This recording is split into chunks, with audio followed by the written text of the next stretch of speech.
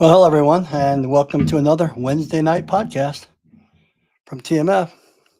Hope you've been enjoying them so far. Remember, they are on YouTube, and I'll go ahead and open up chat here, and it will be available for AMA. Ask me anything afterwards, and we'll be talking about health is wealth and why health is wealth. Speaking of health is wealth, Saratoga water. I like drinking that. So, wait for a few people to come in here. Let me know if my sound's okay, if you would. Should be good. Feel free to come in and say a couple pleasantries. I generally like to wait about 2 to 3 minutes to get started, allow some people to come in here. And we'll go ahead and I think you're going to really enjoy this one right here.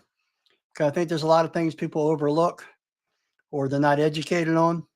And that's what I'm going to do, help you educate yourself on why health is wealth, how to get health, and how it leads to wealth. Yeah, all that in a nutshell right there. So the numbers are starting to pop up right now, probably about 45 seconds or so. We'll get started. Remember, I just opened with a monologue, 5 or 10 minutes long. After that, it is, like I said, it is AMA. Ask me anything. And I'll tell you what, there's a lot of questions that came up. There's a few questions that have came up that I'm going to address right after the monologue. And if you want to throw them in chat, that sounds good. How you doing, Sage? Always like that name. That's a pretty cool name, Sage. Glad to hear that. Glad things are all good. You're telling me the sound's all good? Awesome. Cool. That's what I like to hear. Looks like you're coming over from Facebook too. Oh, I'm sorry, YouTube, looking at it. Nice to have you from YouTube. So remember, this is streaming live on YouTube, X, Facebook, and it will be edited slightly. In other words, to shorten it on both ends so that way it gets right to the point. And they're available in our live section on YouTube. So if you haven't joined our YouTube channel, please take the time to join it. I think you'll really enjoy it. You get an alert for every time that a new video pops up too.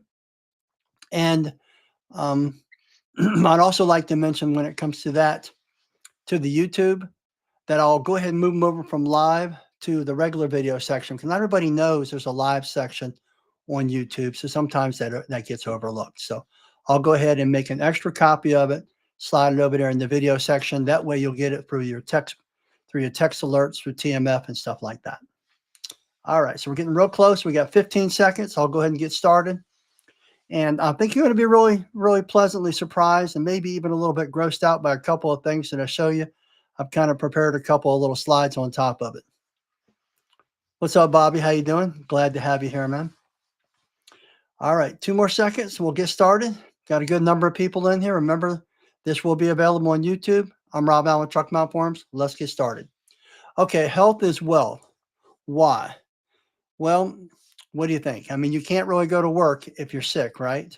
And you're not healthy. So it's really important to take care of yourself. But what I'm going to do is give you some strategies to help improve your health. Now, I want to preface it with this. This is not medical advice. I'm not a doctor and I'm not a dietitian. I'm only going to relate to you what has worked for me through the decades. And really, even more so over the last 10 years as I've started to educate myself on improving my health and improving my diet, improving my exercise and stuff like that. I'm on no meds and I'm in decent shape. Am I in perfect shape? No. Could I be in better shape? Yes, but I'm in good shape. And I think that's what counts because you can't always just spend all your time working out, exercising, and then you can't really do your business things or take care of your family and stuff like that. Remember, everything in balance is what I always say. All right. And it also doesn't mean I can't get hit by a car, God forbid, and die. But at least I died knowing that I was in the best health I was and possibly could be in. And on top of it, I was hit by a car, not hit by ignorance. And a lot of people these days, unfortunately, are hit by ignorance. And I'll break that down as we move along here. Okay. So, so many people these days don't realize our health and our well-being is under assault. I mean, really, there's a war against us having good health. We have bad air, bad food, bad water, bad meds, bad education, bad social media, bad TV. It just goes on and on and on. So to me, it's a total assault of our well-being, our health. So you have to really be educated. You really have to be on your P's and Q's, and you have to be alert to some of the things they're doing. And that's what I'm going to do because unfortunately, people being sick is profitable for big companies. I'm talking about in the billions of dollars. Many, many billions, hundreds of billions are made off of us not being in our best shape. And I want to remind everybody, if you didn't catch some of my prior episodes, it takes 11 days to count to a million. It takes 32 years to count to a billion. So think about that difference, 11 days versus 32 years. They made hundreds of billions, even trillions over the years, and trillions take 32,000 years to count. So you think about that type of money that's involved, and you can see why there's an agenda to keep us unhealthy and to keep us sick, sad to say. Now, I'm not going to go into that agenda tonight. I'll try to keep that to myself, maybe for another podcast, who knows. But I will speak on what is bad out there and what is good out there, so we can help you to have a good starting point. So you can go ahead and get things under control starting at this point right here. And I say this quite a bit. I always say the first thing first is wake up. I mean, come on now, question everything. You need to arm yourself with knowledge. No offense, but instead of watching TV, which is filled with stupidity, music, social media, partying, and stuff like that, instead you should read and study what's healthy and what's not healthy. Sadly, one of the smartest men who walked in our era, I mean, this guy had an incredible IQ, was in incredible shape. He said that most Americans had the equivalent of a second grade education.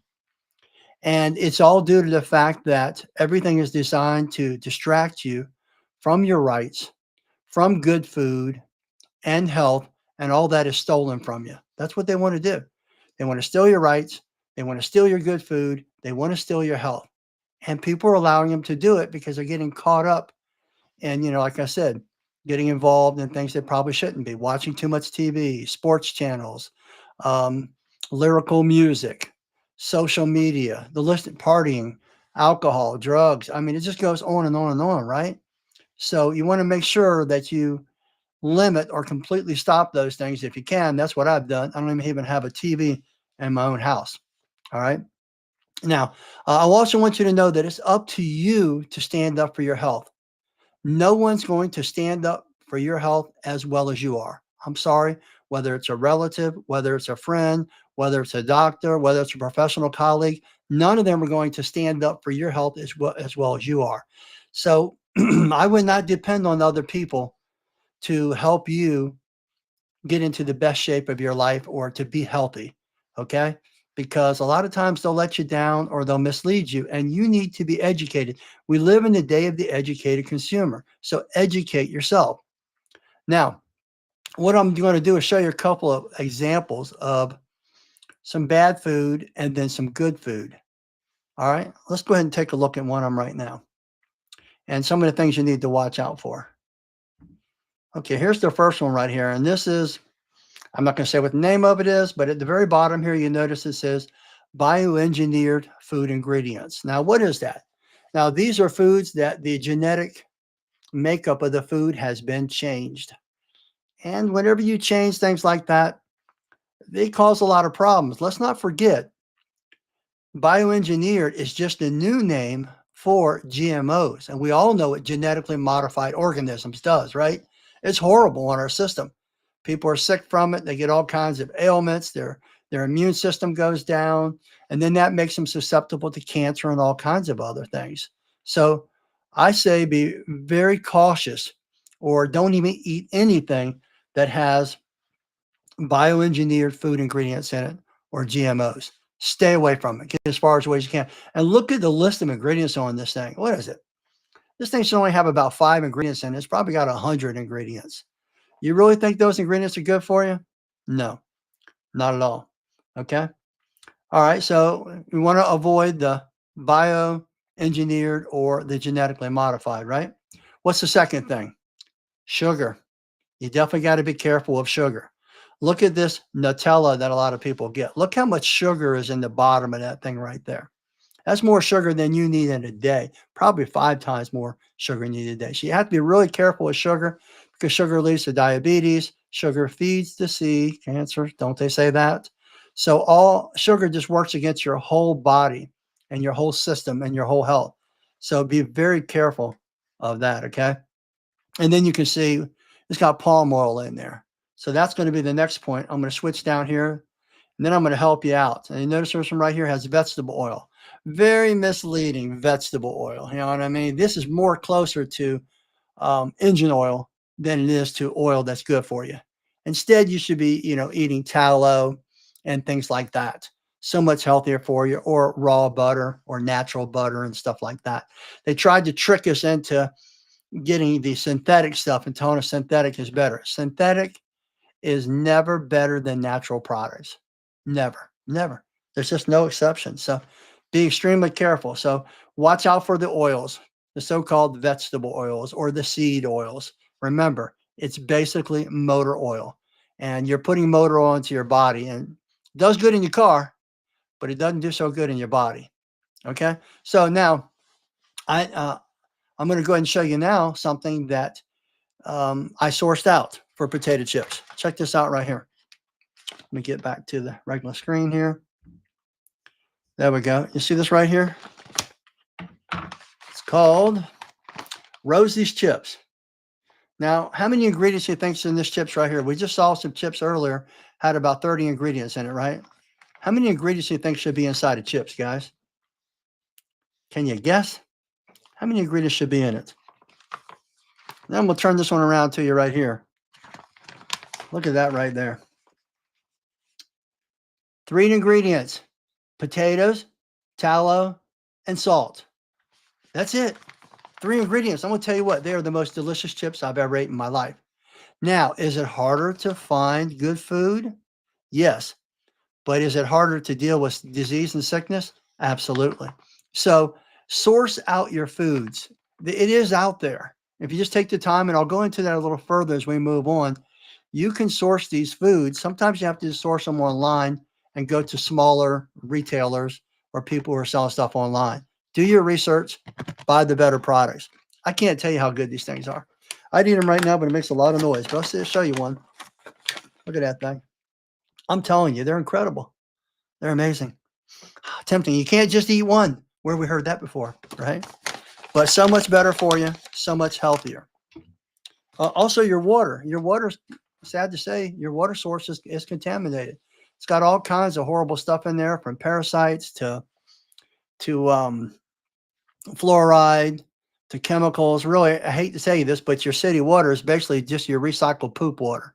You know what I mean? They take it back and recycle it. It's not coming out of a well. Okay. Now, what you can do is source it out like I do. I go and get the Saratoga, which does come from natural springs. To me, this is good stuff. So try to drink better water, eat better foods, source it out. When you go to the grocery store, I always say that the outside of the aisles is where life is, and live food and better food. In the middle is mostly processed fake food. I call the middle of grocery store, especially dog food. That's how I feel about going to fast food restaurants. I mean, it's just basically the same as dog food to me. It really is. If it might be one step better than dog food, but barely. So to me, you're eating dog food when you're eating fast food, when you're eating from the middle of a grocery store, from the processed food. So keep that in mind and take it.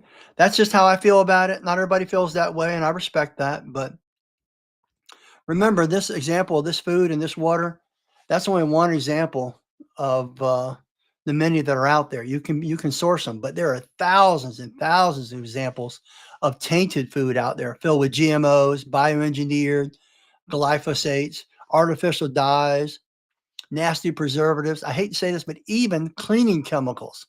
Some of the same ingredients we use in cleaning chemicals are in your foods. Do you know this? Do you realize this? Have you ever researched those ingredients? Just look up some of the ingredients, some of the preservatives, some of the dyes.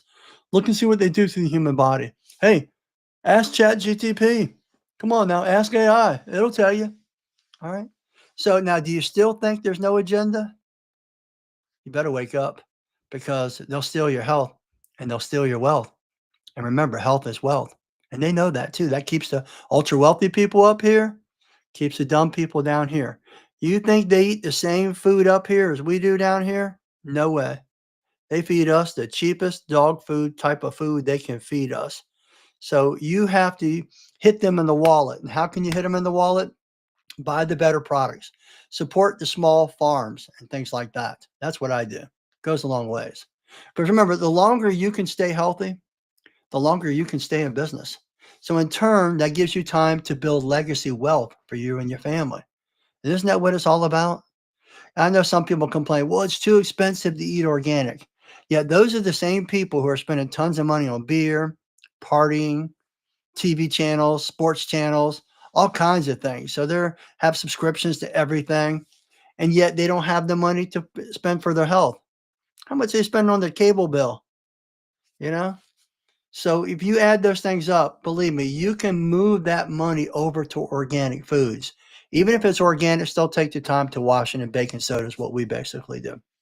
Now, I know it's expensive to eat organically, but I'll tell you what's really expensive: disease and health issues. Have you seen the cost of medicines lately? They're insane, right? Okay, so I'd like to show you one more thing before we move on from here. And this is something that's really going on strongly in our country and every other country. Basically cleanses themselves from this, but we don't in America. What is that? Parasites. You know, if you look at the parasites, this came off of some food right out of a package, right under a microscope. And they were crawling around, but I figure there's no reason to put it in a video form so guys could see the parasites crawling around, you know, and pumpkin seeds and what's the other seeds called? Apricot seeds and stuff like that. I'm not a doctor, doesn't cure anything, but I'm just saying it has a very good effect on parasites. So keep that in mind. And eating healthy and eating better. Parasites love junk food. They especially love sugar. So try to reduce those things and get yourself in better shape because you don't want the stuff up inside you. It's just nasty, right? You don't need it. Okay, so the next thing up is your exercise. You know, I found nothing beats weights. But when it comes to weights, you don't need to overdo it. At my shop, I basically got a set of adjustable dumbbells, and each day I just do one body part, Monday through Friday. So Monday I do chest, then I do what do I do after chest? I can't remember right offhand, but I'll do chest, I'll do legs, which I'll do squats. I'll do papaya seeds. Very good. Somebody said papaya seeds for parasites. Yeah. I'll do my back. I'll do my shoulders. Oh, I know what I do on Tuesdays. I do my biceps. So those 5 things I do, and I basically do one body part at a time. It's really simple. I just do 3 sets, 3 sets of curls, 3 sets of presses, 3 sets of everything. That's all I basically do. I also keep a jump rope at my shop. When I get in the morning, I'll do a couple hundred jump ropes in the morning. Before I leave, I do a couple 100 jump ropes. Now, I know a lot of you guys probably think, well, I'm cleaning carpets. That's enough. No, it's not, because your body quickly adjusts to different loads. So even with the weights, every month I'll change it up. I might just kind of change the direction. Instead of doing a curl like this, I'll do a curl like this. Instead of doing a press just right in front of me, I might do a press, behind me. So those things make a difference. Or if I'm doing squats with the weights, I'll go ahead and move my legs wider, or I'll put them closer. Little things like that every single month just to mix it up, and it fools your body. And plus you can add weight. Work your way up to the highest weight you can get, and then start kind of reasonably and work your way back up again. Keep on doing that throughout the year. No need to overcomplicate it. Seriously, people just overcomplicate it a lot with weights, unless you're really trying to become a bodybuilder or something. I'm just trying to stay in basic shape. Okay. All right. So that covers exercise for the most part. Just try to get some good weight training in and your aerobics. You might get that from carpet cleaning. That's fine too, but at least get some kind of aerobics in. I like to do the jump ropes. Another thing is, remember, like I said about the water, source your water. Try to find the healthiest water you can drink, because remember, our bodies are made up of a lot of water, and water goes a long ways. The next thing is mental health.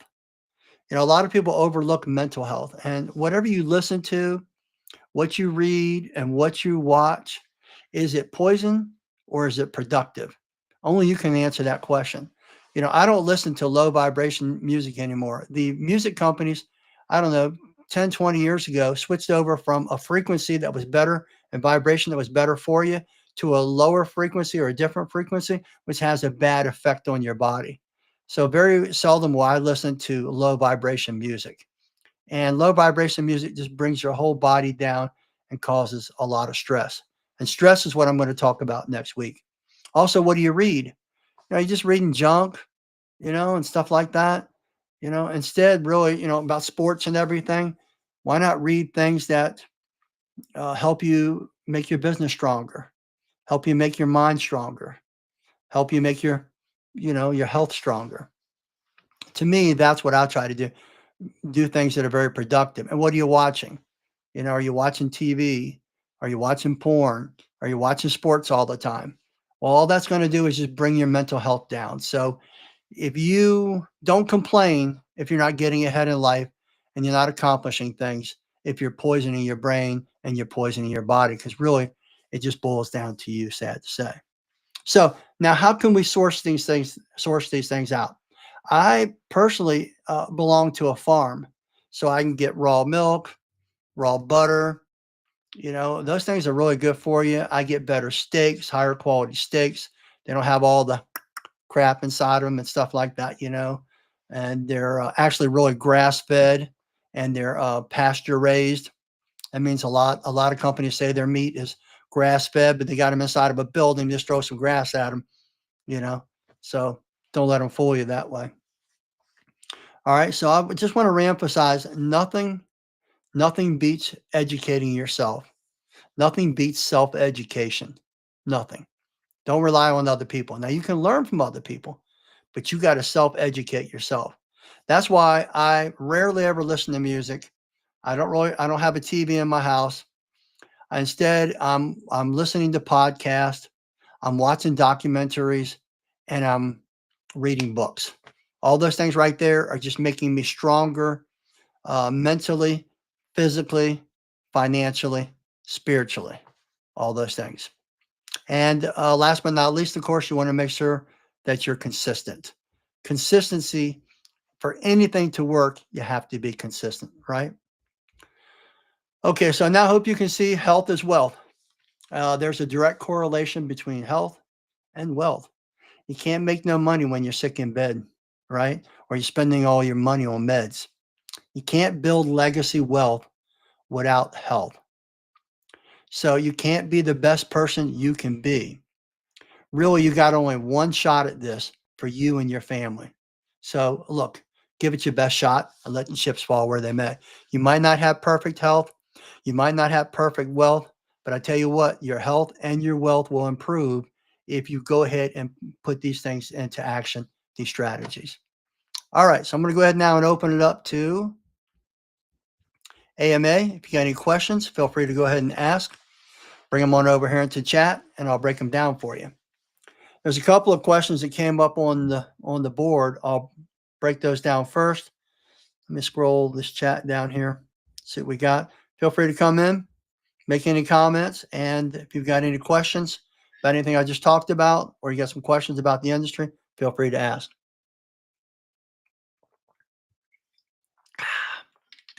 Usually drink my water at room temperature too, unless it's really cold, hot outside.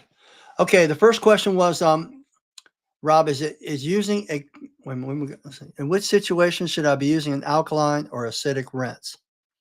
I like to use an alkaline rinse always on polyester carpets.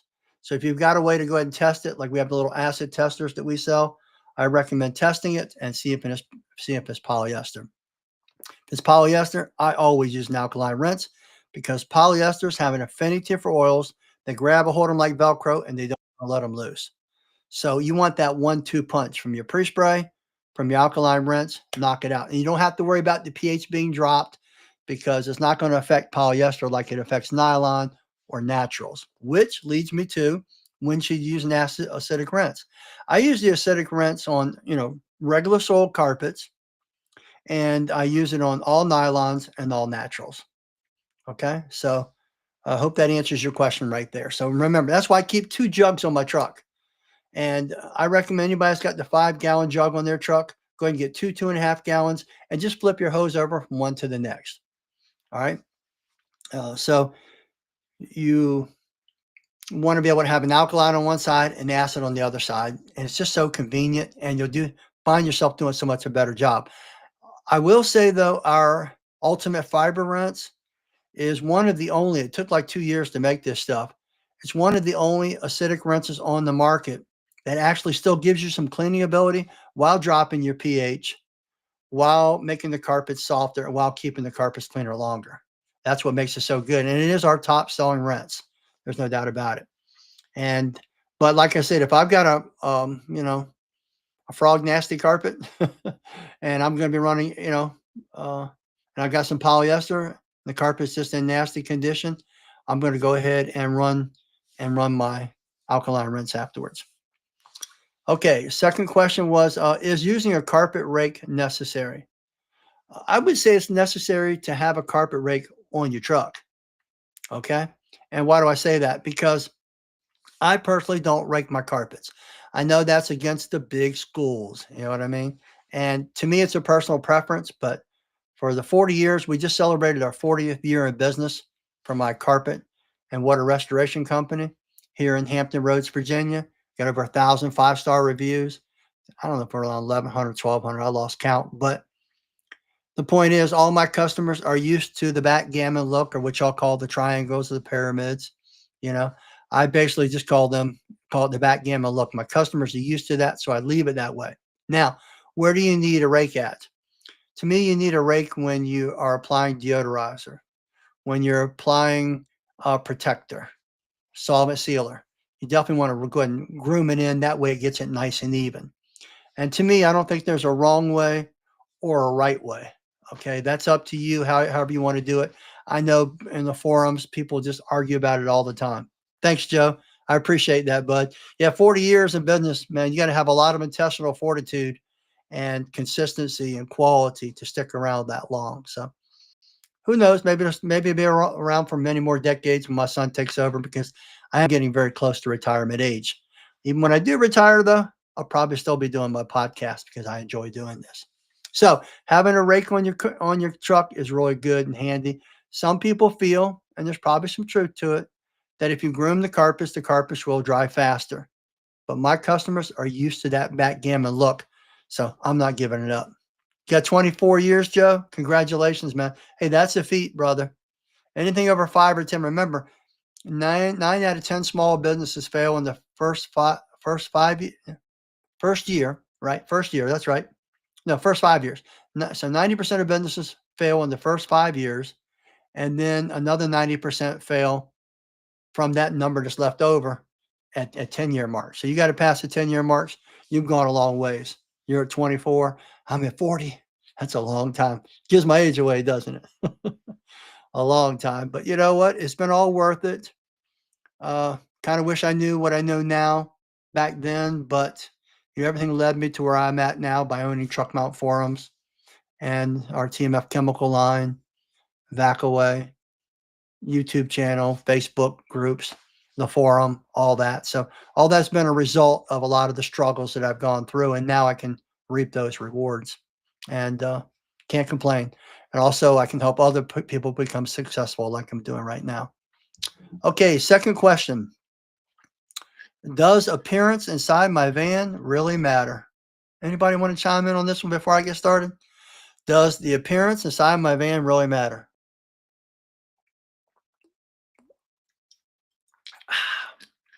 It really does matter. You know, when I hear somebody say that, the first thing that goes back to my mind is one day I was out cleaning. Man, I haven't cleaned a few years, but it's probably been about 10 years or so ago. And when I had one of my nice vans, by box trucks, you know how I like to keep my box trucks. And I remember a customer walking by my truck, a woman, and she turned to me and she said, "Wow, I wish my inside of my house looked this good. Would look this clean." That's what she said. "I wish the inside of my house looked this clean." Now you think about the psychological impact that made on that client for her to make such a comment. So it goes to show when customers do walk by, they do see if your van looks nasty on the inside. Nobody likes nasty, filthy trash everywhere. I don't care what you say. I've seen dashes that are full of trash, got trash bags and food bags and fast food stuff all laying in the seats and on the floors. Just nasty. I can never live that way. Never live that way. Just nasty. I couldn't do it. And I really feel like customers do see not just the outside of your van. On occasions, they see the inside of your van too. So I really feel like it does make a big difference. Everything adds up. Everything is the little things that set you apart from your competitors. So anything you can do to improve your quality and your appearance is going to set you above in the customer's mind. She'll remember it. Let's face it, maybe somebody shows up with a nasty van with junk and trash everywhere. She's going to think back to herself, wow, I should have went with that guy. I'm going to go back and give him a call. So it might not always make the impact immediately, but it is definitely what they call an NMOT, a negative moment of truth.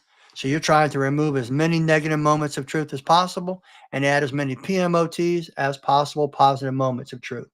So you want that gap to be wide and you want to be above your competitors. Your competitors might be just delivering a few positive moments of truth. You should be delivering a ton of positive. Okay? A ton. Is there a possibility on a Black Label liquid rinse? We had it before and we're almost finished it now. So yes, it will be available for this spring. Keep that in mind. So we want to keep the scent base the same. But when we first came out with it, it wasn't perfect. So we pulled it back out, and the chemist has been working on it diligently, and we're pretty sure we have it down pat. But remember, we take our products out into the field and we test them ourselves for a good amount of period of time to make sure that they're definitely up to par, up to the par that I like, the highest quality level that's possible. Because I understand at the end of the day, the customers want the carpets clean.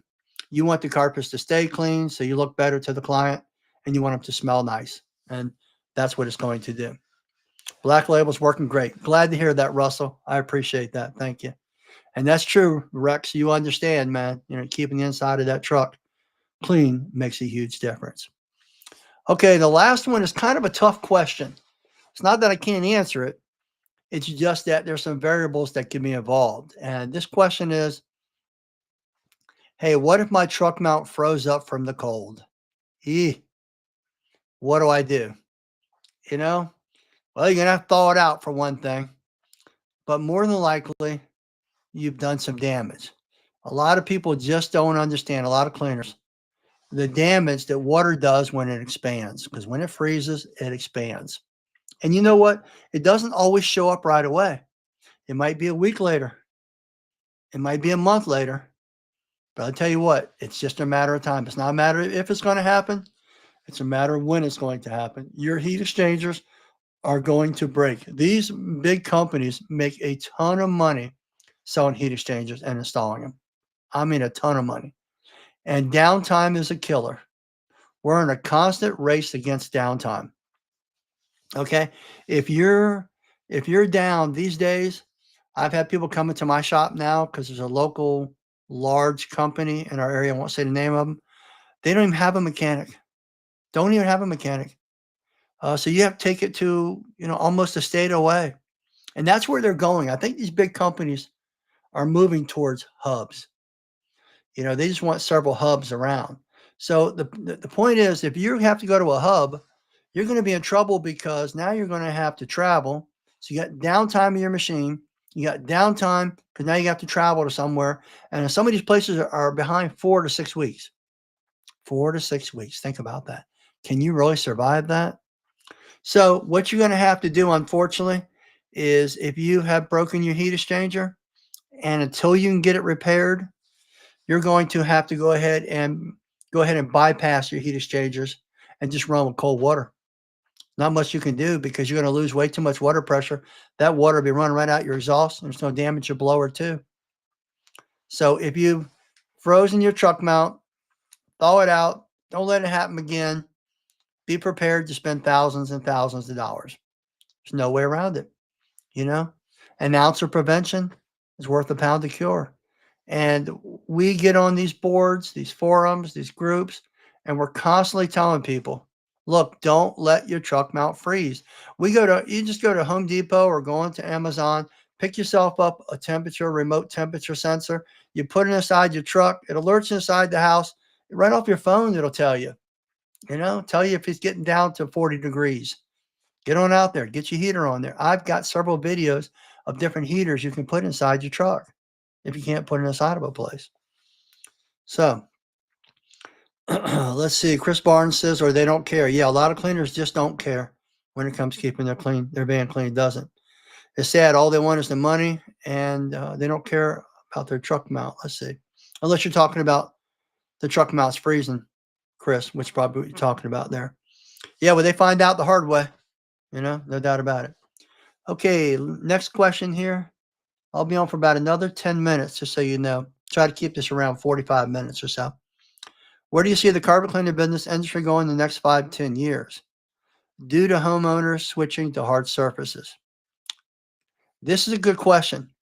And I don't agree with what I see a lot of stuff on the internet about. I see the hard surface promoter guys getting on here saying, carpet cleaning, carpet's dying, carpet's dying. Carpet's not dying. Nope. We're just as busy as we've ever been. Okay. Now, am I saying that they're not shifting to a lot of hard surfaces? Absolutely. The carpet mills have shut down half of their mills and they've switched them over to LVT and LVP. No doubt about it.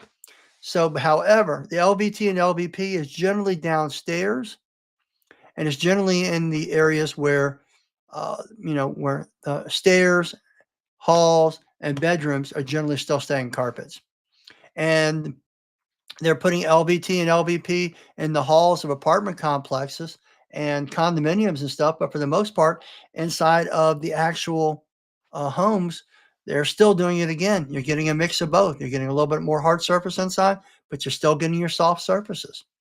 So I see the carpet cleaning business really still doing well in the next 5-10 years. Now, is it going to grow at the same rate? No. Will the pie be slightly smaller? Yes. So if you're doing higher quality work and better customer service, you're not going to have a problem. You're just not going to have a problem. The problem is your thinking. Don't let it scare you. And on the other hand, remember with our finishing products, we offer products where you can clean and you can coat these LVTs and LVPs. But I'll tell you what, I'm going to some homes. I'm not even out there that much, but I tell my guys to call me when they get an empty house with some LVT or LVP. That stuff is scratched up. Remember, it ain't scratch proof. All right. It ain't dull proof, but it's scratch resistant and it's dull resistant. That's the terminology they use. So don't let them fool you. So now you're going to have to go out there and clean it. Plus, a lot of it has simulated wood look. So along those grains, it grabs a lot of oils and soil and stuff like that. And it just looks nasty. And then you've got people who are putting, what's that stuff called? Mop and glow on top of them. So we're selling a lot of strip jobs, cleaning jobs, and then coating jobs. And very profitable. So I wouldn't be concerned next 5 or 10 years, overly concerned. But it still doesn't hurt to go ahead and add some diverse services. And I've said that many times, and I stick by that. Diversify or die. So you need to learn how to do, and if you can do LVT and LVP and you learn to code it, it really makes it easy to transition to hardwood floors. Yeah, I know your hardwood floors have their idiosyncrasies and their nuances, but if you can do LVT and LVP and you practice on that and you practice coding it, it's very simple it really makes the transition so easy when you move over to hardwood floors. It really does, because a lot of the basics are the same. You're basically just abrading the floor, roughing it up a bit, and cleaning the floor, and then you're applying your coating. Now, it's almost impossible to mess up an LVT, LVP, okay? So if you can do an LVT and LVP, you more than likely can do hardwood floor restoration. And then, of course, you got ductwork cleaning out there. Some carpet cleaners are pressure washing. Some are window cleaning. And just make sure whatever diverse service you add, that you practice it and get it to the point where you're at least at 90%. Okay? Remember that old expression, Jack of all trades and master of none. Well, a lot of people just know that portion of it because I hate to say it, like I said from the opening in here, a lot of people have been dumbed down by bad food, bad air, bad medicine, bad education, bad social media and stuff like that. What's the rest of that expression? Anybody know what the rest of that expression is before I tell you?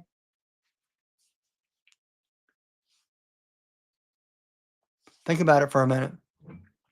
Jack of all trades, master of none. However, still better than a master of one. Think about that. Back in the olden days, if you couldn't diversify and you couldn't, you know, do many different things, you couldn't survive. You had to hunt, you had to build your house, you had to keep your house up. You didn't have all the modern necessities and services that you have these days. So you had to be, you know, pretty doggone productive. If you weren't, you would die or your family wouldn't survive. So remember that. Jack of all trades, master of none. However, still better than a master of one. So I mean that makes a difference. Yep, better than a master of one. Colin Brown said it. Very good. I didn't see that there. Do you have a coating product for LVT and LVP? Yes, we do. It's called Finish 'em. And where it's on finish'em.com, or you can just go to tmfshop.net and you can pick those up. Yep, we have everything for them. We have a 1-year coating, we have a 3 to 5-year coating, we have the stripper, we have the cleaner, we have it all. Yep, and it's all made for the LVT, LVP, but it also crosses over into you can use it for many other different surfaces too. So keep that in mind. You need to do it for hardwood floors. If you need to do it for even VCT, even for stone, you can do it for all types of things. It's amazing. So yeah, we do have it. Okay, let's see. Washington Pro Carpet Cleaner says, with all the added hard surfaces in homes, you will see much more. Area rugs in those homes. Yes, good point. Capitalize on the rug cleaning as well as the carpet cleaning while there. Excellent point, my friend. Excellent point. I can't overemphasize that enough. Our rugs, I went by my shop today and the place was loaded with rugs. Loaded with rugs. So you're right. People aren't just going to keep those hard surfaces in their living room and in their dining room and stuff like that. I can think back to the last few homes I went out and did videos in, and all of them who had hardwood floors and stuff like that, they had rugs down. LVT, LVP, they had rugs down. So you're right. Definitely keep up with the rug cleaning. And we have a good product for that. It's called Rug Smack. So if you want to clean rugs inside of homes, you can do that. And I always recommend it's best take it back and clean it. You can generally get more money. You can generally do a better job. But Rug Smack is probably the premier top-down rug cleaning product out there. It's very difficult to hurt a rug with Rug Smack. I've never heard of anybody ever hurting a rug with Rug Smack. That's how good it is. Should you always test first? Absolutely. But it's that versatile of a product where you can go in there and clean just about any type of rug and feel good about it and head out of there, whether you're doing it with hot water extraction or with VLM. Okay, looks like we got like about another minute and a half. Got any more questions? Feel free to come on in here. Don't forget, you can subscribe to our YouTube channel and you will go ahead and get an alert for every video that pops up. And if you can't make this 8 p.m. on Wednesday nights, you can always catch it there on YouTube. So this will be the last question here. Would you use a spinner or a scrubber for LVT and LVP? You know, there's people who feel one way and people who feel the other way. I use a spinner every single time. Doesn't bother me at all. Okay. I keep it at 800 PSI, but I've cranked it up and tried it before. Even at 1,000 PSI, you're not leaving any halos, crop circles, or nothing like that inside of it. It's pretty durable stuff. But if you're concerned, just keep it between 800 and 1,000 PSI. I have not tried it at 1,500 or 2,000. That might halo it, but I can't say it would for sure. But it cleans up great just using our Finish 'em product, or you can even use Grout Master or our Frog Nasty. It does a great job. You know, a lot of guys go in with a red pad and the Finish 'em all-purpose cleaner, or they'll use Grout Master, or they'll use Frog Nasty. It's up to you. Any one of those will work. And they'll go in and scrub it with a red pad. After that, they'll run a spinner over it, 800 to 1,000 PSI. Comes out gorgeous. Really does. What kind of spinner? Rex said. I mean, turbo hybrid is my favorite. There's no doubt about it. Now we're now making one that, well, we're not making it, but we've sourced one out now that has a temperature gauge on it, and it's got a sight glass, and that's really nice. So it's got some upgrades on it and a little more ergonomic handle. So keep that in mind. You can find them on tmfshop.net. We sell them all, so all the brands on there. But I would say those are the top two brands, and those will serve you well. So that's what I mean by a spinner. A spinner basically is basically a tool that's spinning under there, cleaning, kind of almost like pressure washing the floor with the vacuum going through the lid. If you haven't seen it, just go on inside at tmfshop.net, look up the Turbo Hybrid, look up the Super Tile Spinner, and look up the SX. SX. Okay. So that's the three models right there that are available. Sure. No problem at all. Okay, guys. Like I said, I'm going to keep it right at 45 minutes or so. I'm a little bit over 45 minutes. Like I said, if you haven't subscribed to my YouTube channel, please do so. You can always comment there. If you can like, and if you can ring that bell and you can comment, those things help a lot. It helps my algorithm. It helps me back here because I'm a big believer in the law of reciprocity. I believe if I help you become successful, you help me become successful. And basically, I'm kind of living proof of that. And I hope this video right here will help you to improve your health, because remember, health is wealth. All right. Thank you for answering our concerns, Rob. Have a great night. Everyone else have a great night too. I'm Rob Allen with Truck Mount Forums. Take care.